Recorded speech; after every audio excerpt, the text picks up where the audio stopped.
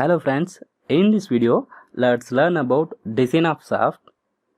Shaft is a element used to transmit the power. It's a rotating element.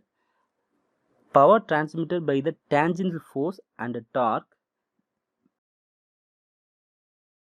See, this is the shaft. When it rotates, power is transmitted tangentially. Various elements are mounted on it to support the power transmission. Examples: gears, pulleys, bearings, etc. These are mounted on the shaft. Above members mounted on the shaft for the power transmission exert the force on the shaft tries to bend. See, here the gear is fixed. Due to the weight of the gear, the shaft tries to bend like this. The shafts are generally circular. Normally we are using the circular shaft and solid. Also sometimes the shaft may be a square or hollow. Depend upon application, we can use square shaft or hollow shaft.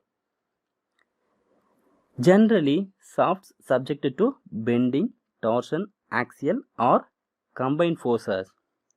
Spindle is a small shaft. It is a short shaft. Example: drill press spindle, splines, lathe spindles.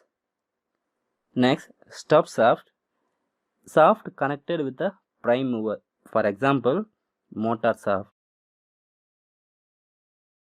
It's called a stub shaft because its length is very small.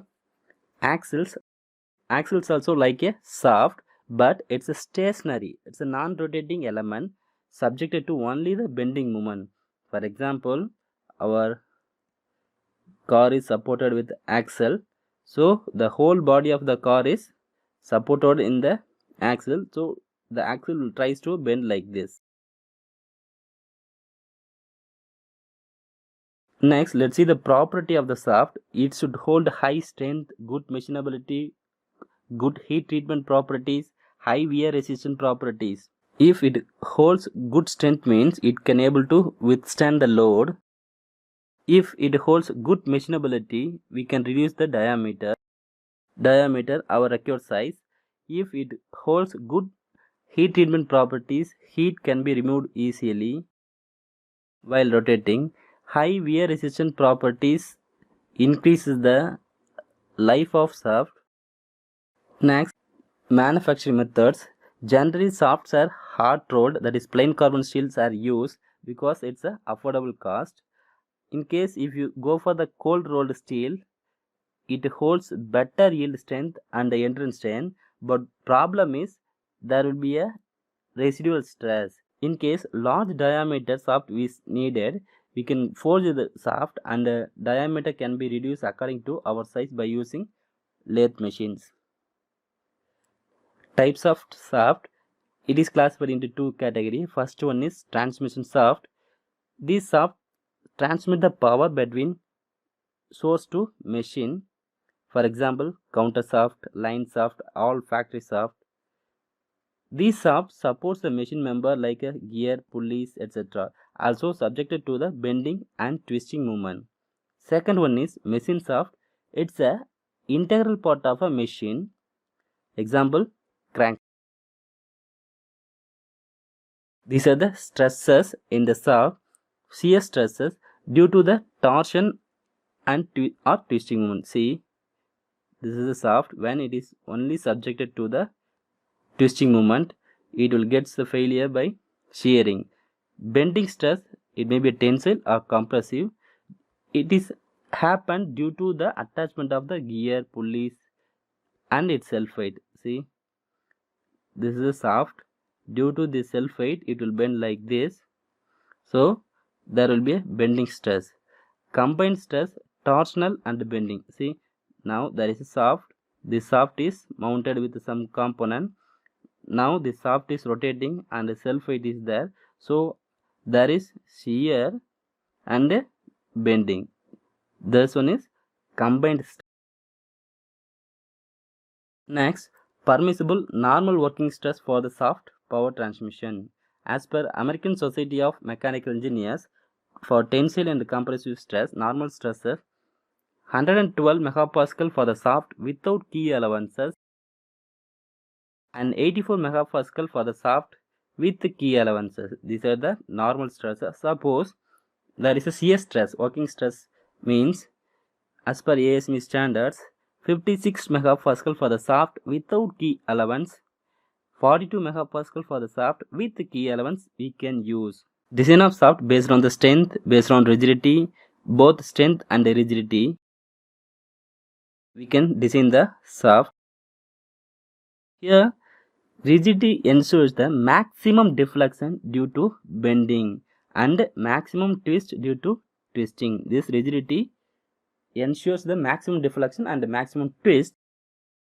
It also very important factor while mounting is fixed on the shaft. Suppose if we are fixing any gear, any pulleys on the shaft, the rigidity is very important factor, because due to the self weight and the component weight, the shaft should not deflect. Let's see the shaft on strength basis. Shaft subjected to torque, shaft subjected to bending moment, shaft subjected to combination of torque and bending moment, and shaft subjected to axial loads in addition to the combination of torque and bending moment. The example for shaft subjected to torque is simple shaft when twisting moment is applied, bending moment, see these axles and the car body here. So due to this it will bend, subjected to combined torque and bending moment. See, there is a shaft, it holds a weight, also rotate, it will produce bending stress, it will produce shearing stress. Axial load in addition to the combined torque and bending moment. See, suppose there is helicopter, this helicopter wings is there. See this shaft holds axial load and it rotates, so shear load, both axial and shear load is acting in the shaft. Next, let's see the safe stress. Ultimate stress is the maximum stress that the material can withstand. If the material crosses the ultimate stress, the component gets failure. Working stress, the material can work without failure. That stress is called working stress. This working stress can be calculated by dividing the ultimate stress with the factor of safety. That is, working stress equal ultimate stress divided by factor of safety. Next, shaft subjected to twisting moment.